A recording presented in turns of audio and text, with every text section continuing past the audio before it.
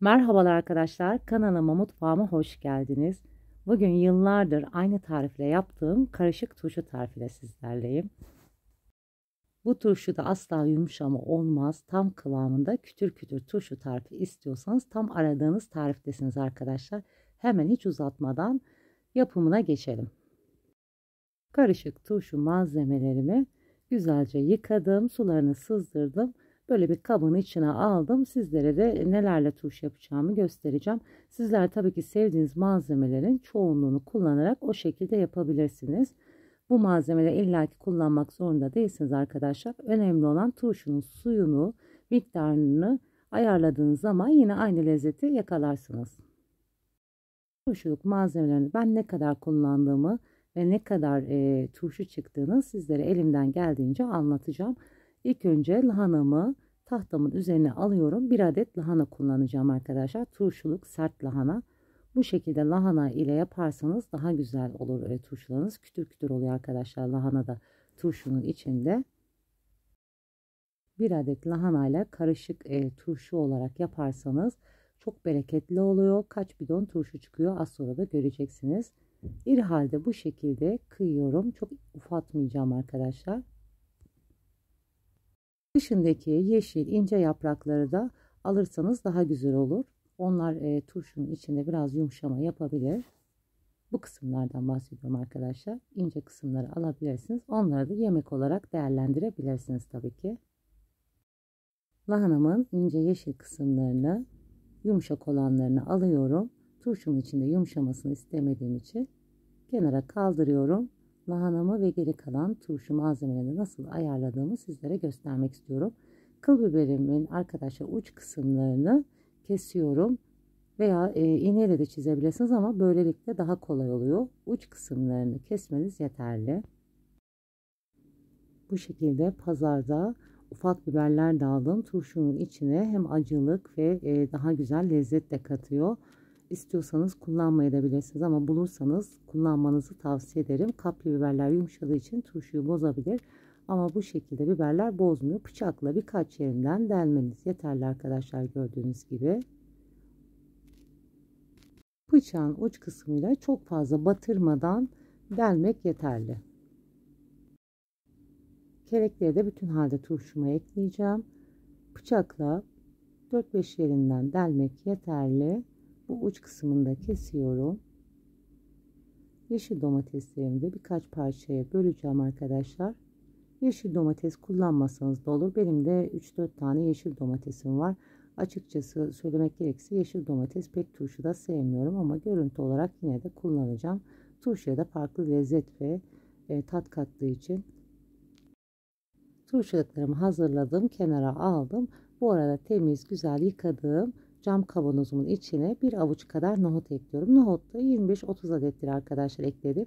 5-6 adet de sarımsak koyduktan sonra şimdi malzemelerini ekliyorum. Malzeme sıralaması hiç önemli değil ama arkadaşlar istediğiniz gibi ekleyebilirsiniz. En altına havuç, sonrasını lahana ekliyorum. Veya ne kadar çok malzeme istiyorsanız onu çoğunlukla kullanabilirsiniz. Bu arada ben salatalıklarımı da iğneyle deldim arkadaşlar. Oraya belirtmeyi unutmuşum. Aklınız karışmaması için onu da söyleyeyim dedim. İğneyle 5-6 yerinden delmeniz yeterli. Çatalla delmiyorum fazla yumuşamaması için. Salatalıkları özellikle iğneyle deliyorum. Bunu da üzerine basa basa söylemek istedim. Yıllardır aynı tarifle yaparım. Hiç yumuşama olmaz. Kütür kütür olur arkadaşlar. Kullandığınız malzemeleri dikkatle yaparsanız siz de çok güzel turşular yapabilirsiniz. İlk defa deneyenler için videomu uzatıyorum ve detaylı anlatmaya çalışıyorum ki daha kolaylıkla turşu kurabilirsiniz diye. Instagram'da da bu tarifimde yüzlerce kişi denedi ve çok teşekkür mesajları da almıştım. Bu da beni ayrıca çok mutlu etmişti arkadaşlar. Bu kırmızı biberleri de kavanozumun kenarlarına koyuyorum ki hem görüntü olarak da hoş olsun diye. Kavanozumda 5 kilogramlık, bunu da tekrar belirteyim. Malzemelerimi bastırarak koyuyorum ki arkadaşlar daha çok yer alsın diye turşularımın. Turşuluk sebzeleri ezmeden elimizle bastıralım ki arkadaşlar kavanozumuz daha çok turşu alsın. Aralarında sarımsak eklemeyi unutmuyoruz tabii ki. Onu da ekliyoruz arkadaşlar. Toplamda 5 kilogramlık kavanoza 25 diş kadar sarımsak kullanmış oluyorum. Sarımsak dişlerim çok büyük değil. Büyük olanları da ortadan kesmiştim. Bunu da belirteyim. Sarımsak turşuya çok yakışıyor. Eğer sevmiyorsanız 5-6 diş eksiltebilirsiniz. Ben en üstüne arkadaşlar salatalık koymamaya özen gösteriyorum. Gördüğünüz gibi salatalıkların bir kısmını ortaya koydum. Mutlaka buna dikkat edelim. En üst kısmına, kapak kısmına yakın salatalık koymayalım. Ben birkaç denememde anladım ki salatalık en üstte birazcık yumuşama oluyor. Geri kalan malzemelerimi de aynı şekilde turşu kavanozlarıma yerleştirdim. Bir adet de 1 kilogramlık bu şekilde lahana turşum çıktı. Onu da çok severim. Tek olarak yapmak istedim arkadaşlar. Bu kadar malzemelerle gördüğünüz gibi bayağı bir bereketli turşularımız oldu. Kavanozlarımın üzerine 5-6 diş kadar sarımsak ekleyeceğim.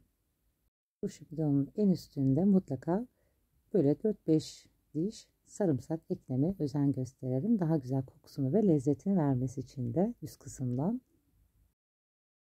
Bu kadar malzemelerimle 3 adet 5 kilogramlık, bir adet de 1 kilogramlık kavanozlarda turşum oldu. Sizlere açıklama kısmına ne kadar malzeme kullandığımı da belirteceğim. Sizler de ne kadar yapacaksınız ona göre ölçü ayarlayabilirsiniz turşunuz için. Turşuda dikkat edilecek malzemeler, özellikle salatalıklarınızın arkadaşlar alırken sert olmasına özen gösterin. Yumuşak salatalık turşu yaptıktan sonra çabuk yumuşar. Bu konulara dikkat ederseniz bakın en üstüne salatalık yerleştirmedim arkadaşlar. Yumuşama olmaması için biber ve burada da lahana var ama salatalığı dediğim gibi en üst kısmına koymazsanız salatalıkınız daha kütür olmuş olur. Artık şimdi turşumuzun esas en önemli kısmına geldik. Sirkesi ve tuzunu ayarlamada.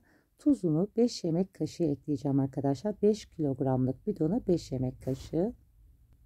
5 yemek kaşığı tuz size fazla gelmesin. Bazen tuzun markasına göre de tuz keskinliği değişebiliyor. Geçen sene tuzum çok keskindi. 4 yemek kaşığı yeterli gelmişti. Bu sene turşularıma çok fazla tat vermediği için 5 yemek kaşığı kullanıyorum.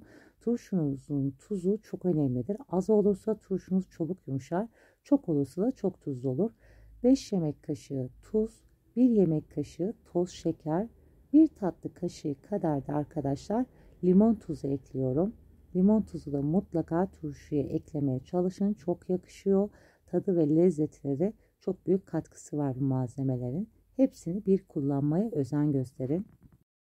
5 kilogramlık bidona 2 su bardağı kadar da üzüm sirkesi kullanacağım. Ben yıllardır üzüm sirkesiyle yaptığım için damağımız üzüm sirkesine alışmış. Tabii ki sizler elma sirkesini seviyorsanız bu şekilde de yapabilirsiniz. Çok tadı değişmiyor arkadaşlar. Bunu da belirteyim. Turşuda çok sirke tadı sevmiyorsanız azaltabilirsiniz veya daha çok seviyorsanız çoğaltabilirsiniz. Bu sefer 2 su bardağı kadar ekleyeceğim arkadaşlar. Benim için 2 su bardağı sirke yeterli. Birazcık da çırpma teliyle güzelce karıştıracağım ki tuzu, sirkesi güzelce karışması için.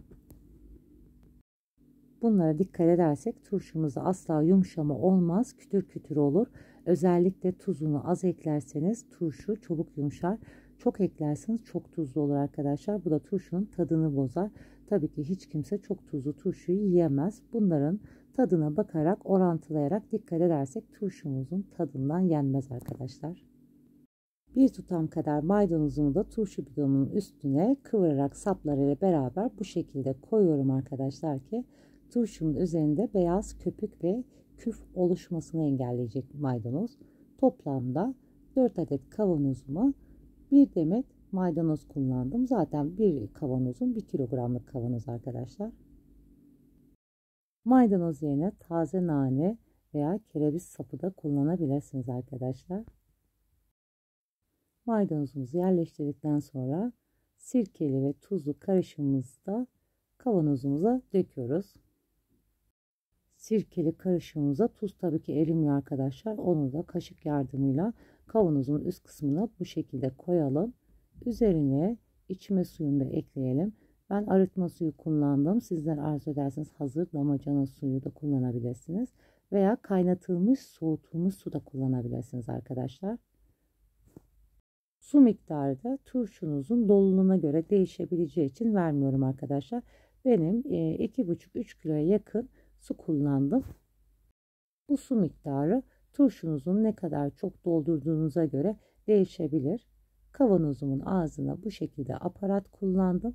Sonrasında da kapağını kapatacağım. Suyunu da tam ağzına kadar kavanozlarımın doldurmadım arkadaşlar. Şöyle 3 parmak 4 parmak kadar aşağısına kadar doldurdum ki suyunu. Sonrasında sızma olmaması için turşumuz 2-3 gün sonra oluşumunu sağlayacağı için arkadaşlar tabii ki sularını sızdırabiliyorlar bidondan. Kapaklarını da sıkıca güzelce kapatıyorum. Bu arada arkadaşlar kanalıma hala abone değilseniz abone olmayı, daha güzel tariflerden haberdar olmak için zil sesi butonunu açmayı unutmayın.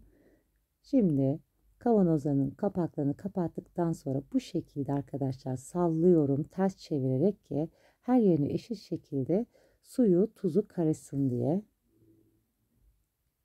Bir gece bu şekilde ters olarak da bekletebilirsiniz arkadaşlar. Suyu tuzu daha güzel karışır. Kavanozlarını kapağınızın üzerinde ters bekletirseniz dediğim gibi daha güzel karışım olur.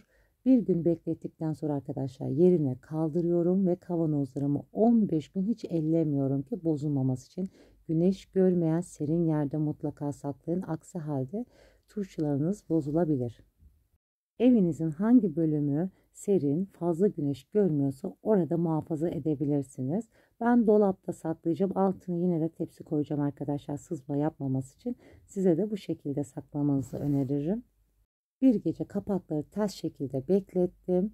Yerine kaldıracağım. 15 gün hiç turşularımın kapağını da açmayacağım arkadaşlar. Bakın hemen ertesi gün bile turşunun rengi değişmeye başlamış. Sizlere de mutlaka bu tarifle yapmanızı tavsiye ederim. Aynı tarifi uygularsanız sonucu mükemmel olacak. Kanalıma hala abone değilseniz abone olmayı, daha güzel tariflerden haberdar olmak için zil sesi butonunu açmayı unutmayın arkadaşlar. Bu sayede başka güzel tariflerimden de haberdar olabilirsiniz. Şimdiden deneyip yapacak olanlara afiyet olsun arkadaşlar. Başka güzel tariflerde görüşmek üzere. Hoşça kalın. Allah'a emanet olun.